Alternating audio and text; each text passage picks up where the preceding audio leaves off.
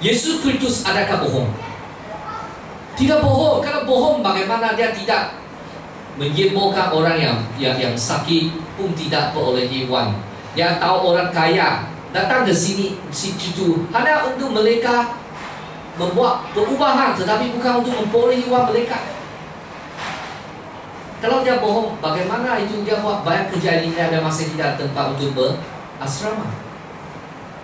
Adakah Yesus Kristus bohong? Mustahil. Kalau Yesus Kristus bukan bohong, mungkin Yesus Kristus adalah seorang yang mufliks. Bukan mufliks, yang sudah hilang akal. Hilang akal maksudnya tidak normal lagi, ataupun kita kata abnormality. Dia seorang yang tidak dapat fikir dengan baik, cakap dengan baik, membuat sesuatu dengan tidak begitu normal, ataupun kita kata biasa. Jadi dia kata dia ada Tuhan. Dia adalah Tuhan. Adakah Yesus Kristus dia hilang akal? Kalau orang yang hilang akal tidak dapat bercerita, tidak dapat memberi pengajaran dengan begitu handai sekali. Ada orang yang dengar, wah, dia 12 tahun sudah. Wah, ini orang yang penuh dengan pengetahuan Tuhan. Apabila Yesus itu mengajar seperti seorang guru yang begitu handai, oh, Yesus Kristus dia hilang akal. Mustahil lagi, mustahil.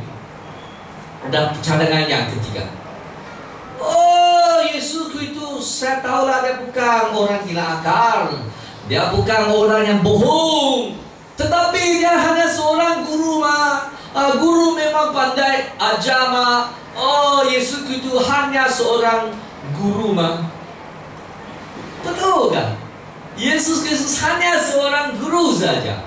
Kalau guru pun tidak dapat menyembuh bagi mereka yang sakit, betulkah? Pakar perubatan. Mustahil bukan? Guru hanya pandai mengajar, mendidik, menulis, membaca, mengajar, pandai.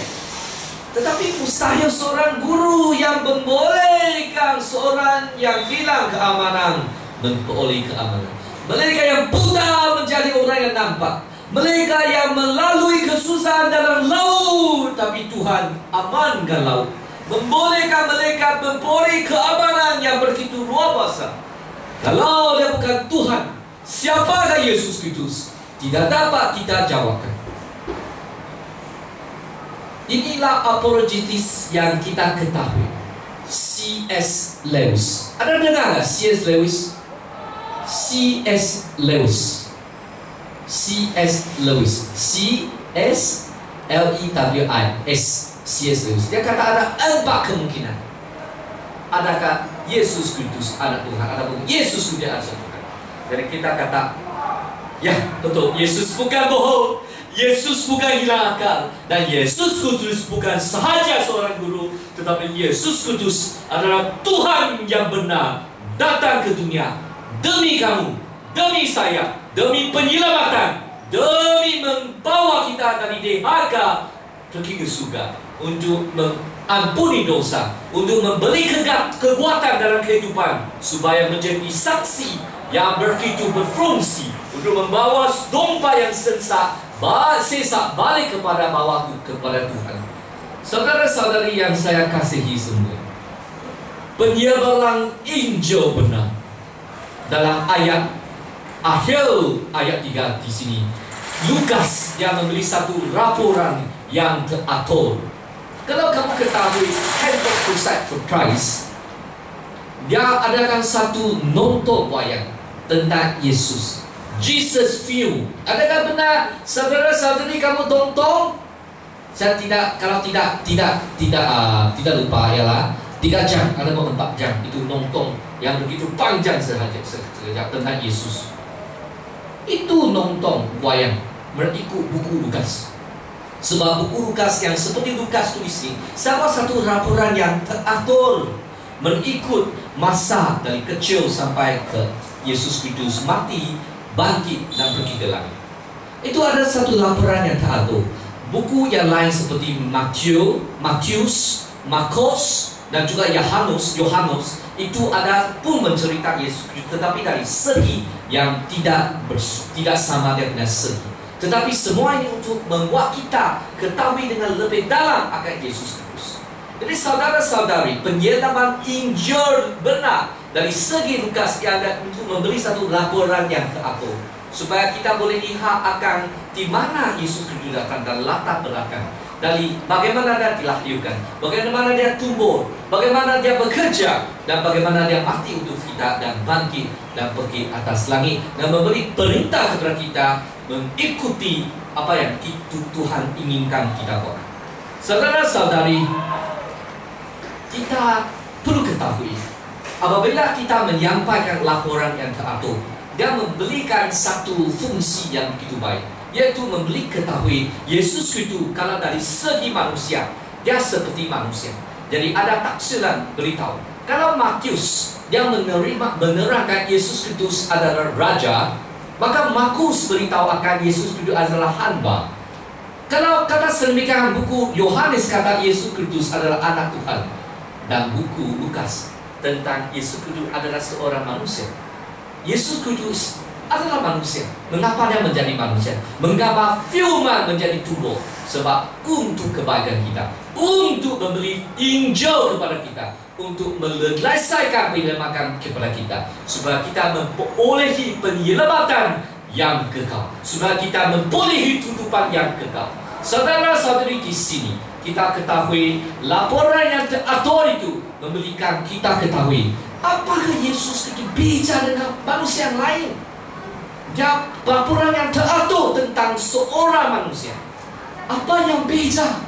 Saya pun manusia, saya pun ada bapa nenek moyang, saya pun ada, saya punya kanak-kanak, waktu dewasa. Tetapi yang berlainan, kamu ketahui ialah Yesus Kristus Tuhan. Dia adalah manusia, ada pun Tuhan. Kamu tak ayah, mengapa manusia pun Tuhan le? Saya beritahu, kalau hanya manusia, kita sendiri tidak dapat selamatkan sendiri. Betul? Manusia semua manusia dosa betul? Jadi itu mesti Tuhan datang ke dunia lah. Tuhan baru boleh menyelamatkan kita. Tetapi kalau itu manusia, dan mengapa menjadi manusia? Manusia baru boleh. Kalau Tuhan menjadi manusia baru mewakili manusia mati untuk kita. Kita diwakili oleh Yesus Kristus. Kita menerima hukuman. Siapa yang membantu kita menerima? Siapa yang wakil kita menerima hukuman sebab dosa kita? Yesus. Dia sudah menerima hukuman untuk kita. Jadi kita boleh diselamatkan. Kita puji Tuhan, hanya Tuhan Yesus Kristus yang membolehkan kita diselamatkan. Tiada seorang seperti Yesus Kristus, tiada nama seperti Yesus Kristus diberitahu, disiarkan, sebab dia adalah satu-satunya penyelamat, juru selamat, satu-satunya juru selamat yang membolehkan kita diselamatkan. Saudara-saudari yang saya kasihi semua, apabila laporan teratur ini diberitahu, disiarkan, apabila sesuatu yang kita saksi dan dituliskan, dan sesuatu yang dahulu kala itu disaksi dan dituliskan dan disalurkan kepada generasi ini, selepas itu kita ada penyelidikan, itu benar, dan kita ketahui ini laporan teratur. Ini 3 ciri-ciri penyebar Injil yang benar. Injil yang benar ini kita ketahui. Ayat keempat, biarlah kita baca. Sebenarnya tema untuk khotbah ini saya datang dari ayat yang keempat. Ayat keempat itu kata, apabila kita membaca buku ini, membaca Injil di dalam Lukas ini, kita akan memperolehi satu kepercayaan yang begitu kuat dan kukuh. Ayat keempat di sini, saya berbuat demikian supaya Tuhan dapat tahu dengan selengkapnya bahawa apa yang telah diajarkan kepada Tuhan memang benar. Keraguan adalah satu situasi di mana kita akan tidak pasti apa yang kita dengar, tidak pasti yang apa kita percaya. Keraguan itu, kalau keraguan yang jahat, itu akan menjadi satu faktor yang melemahkan Tuhan kita. Keraguan itu perlu ditentang dengan mengetahui apa adalah hakikat, yaitu iman. Adakah kamu laku akan kepercayaan Yesus Kristus? Saya ingin memberitahu saksi saya. Apabila di dalam darjah 2 saya pergi ke gereja, datang dari Cebu Kemiri, dan satu pemimpin gereja adalah pengurus abang saya yang bekerja di Miri Daily News, satu surat kabar tempatan Cina. Tapi pengurus itu begitu baik. Abang saya hanya 18 tahun, sudah 20 tahun saya pergi ke Miri lah. Kalau kita anggarkan 5 hari bulan Ogos, itulah hari pertama saya datang dari Cebu ke Miri. So, apabila saya balik ke Kuching 5 hari bulan Ogos, itulah ulang tahun 30 tahun saya berhijrah dari Cebu ke Miri.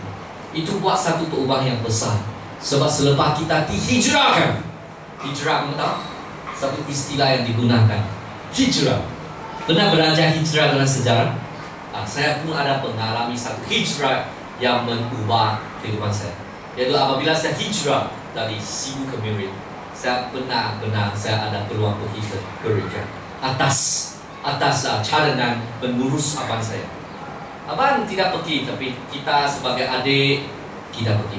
Nah, kakak saya akan datang sini untuk berkhotbah. Dia pun salah seorang yang dibawa pergi gereja. Kakak saya district superintendent dan juga senior pastor di Sarike, gereja Sarika Cina. Dia akan datang berkhotbah sini 31 hari bulan.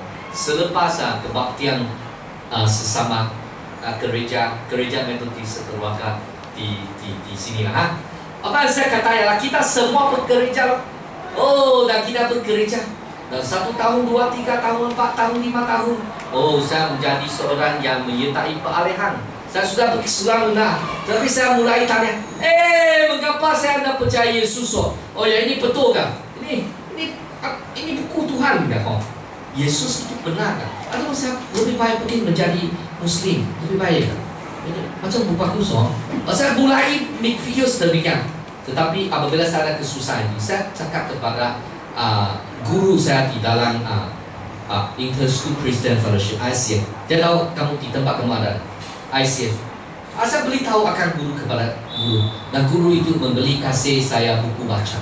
Oh, saya banyak manfaat daripada buku itu. Dan saya ketahui, oh Tuhan mencipta dunia ini. Oh Tuhan membawa buku ini menyentuh hati kita. Dan kepercayaan ini dipegukan. Saya masih banyak seorang. Saya ada seorang yang banyak seorang. Kalau kamu banyak seorang, saya berasa satu situasi yang lemah. Saya banyak tanya kok seorang. Kalau saya punya factory ya, saya tingkatan 1, tingkatan 2, tingkatan 3. Selepas pertemuan doa, saya masih hendak cakap dengan factory. Oh, saya ada 1 soalan, 2 soalan, 3 soalan. Banyak soalan hendak disoalkan. Dan saya puji Tuhan, factory itu pun begitu lembut hati, begitu baik dan menjawab soalan saya. Dan saya mendapati ini kepercayaan yang begitu benar. Ini satu berita yang kita terima saksi daripada mereka yang nampak sendiri menulis dan selalu ke generasi ini. Saya mendapat kepercayaan Yesus Kristus adalah satu yang selepas kita membuat penyelidikan dengan membaca buku, dengan mengadakan seksi soal jawab, selepas dengan renungan yang begitu dalam, kita ketahui hanya Yesus Kristus yang benar. Nah, kita perlu ada iman. Biarlah saya bercakap sedemikian. Bagi mereka yang membuat kepastian dengan menggunakan otak sendiri, otak menjadi Tuhan. Bagi mereka yang membuat satu ketentuan dengan menggunakan perasaan itu Tuhan. Bagi mereka yang membuat satu ketentuan dengan menggunakan pengalaman itulah Tuhan. Apakah erti kita dalam kehidupan yang kekal? Itu adalah iman. Iman dan sikap kita terhadap Yesus Kristus. Sebab erti dan nilai kita di dalam hidup yang kekal adalah dalam Yesus Kristus. Seperti mereka yang percaya Yesus Kristus memperoleh kehidupan yang kekal. Bagi mereka yang mengikut Yesus Kristus, hati menjadi aman. Bagi mereka hendak menyebelahi, tidak mau ikut Yesus, mereka memperoleh kehidupan yang binasa. Saudara-saudari, saya sukacita kepada Tuhan selepas saya mengetahui apa yang saya percaya dari kanak-kanak itu benar, hati saya menjadi aman. Dan saya memang hendak akui otak ini dicipta. Otak ini ada haknya. Fikiran pun tidak begitu tidak begitu lengkap. Dan juga kita punya otak, pemikiran sentiasa akan berdosa. Dan kita tidak dapat membuat satu penilaian yang benar-benar. Maka saya ingin membuat satu kesimpulannya, itu penyembaran Injil benar itu perlulah kita terima dan membuat penyelidikan, dan biarlah kita sebarkan kepada mereka yang digelar sebagai domba yang sesat. Adakah kamu ada kawan yang domba yang sesat? Adakah? Ada? Ada. Jadi adalah baik kita mulai dengan doa, dan kita seterusnya dengan jemputan kepada mereka untuk menyebar Injil kepada mereka. Jemput mereka percaya Yesus itu, sama ada di Sarawak ataupun di kawan di sini. Bawalah mereka ke balik Tuhan. Bawakan mereka ke gereja. Biarlah mereka menerima manfaat sebagai seorang yang ada Yesus. Amin. Marilah kita berdoa. Tuhan Bapa di surga, kita puji syukur kepada Tuhan. Satu kali lagi Tuhan menyentuh hati kita, supaya hati kita boleh dikembalikan balik kepada Tuhan, supaya kita ketahui Injil ini benar. Penyebaran Injil yang benar ini ditulis oleh Roh Kudus melalui pelbagai penulis manusia. Tuhan, kita hendak puji Tuhan sebab Tuhan memberi kita kepastian akan apa yang kita ketahui adalah benar. Tuhan, bantulah kita membuat penyelidikan yang lebih dalam supaya kita ketahui Tuhan ini perlulah kita percayai sebab dengan iman yang sejati. Tuhan, saya berdoa supaya jemaat kita boleh diguna oleh Tuhan. Tuhanlah bantulah kita, sesamalah dengan kita, bimbinglah kita supaya kita boleh menjadi hamba yang setia dari segi Tuhan. Dengan nama Yesus Kristus kita berdoa. Amin. Kalau saya selesai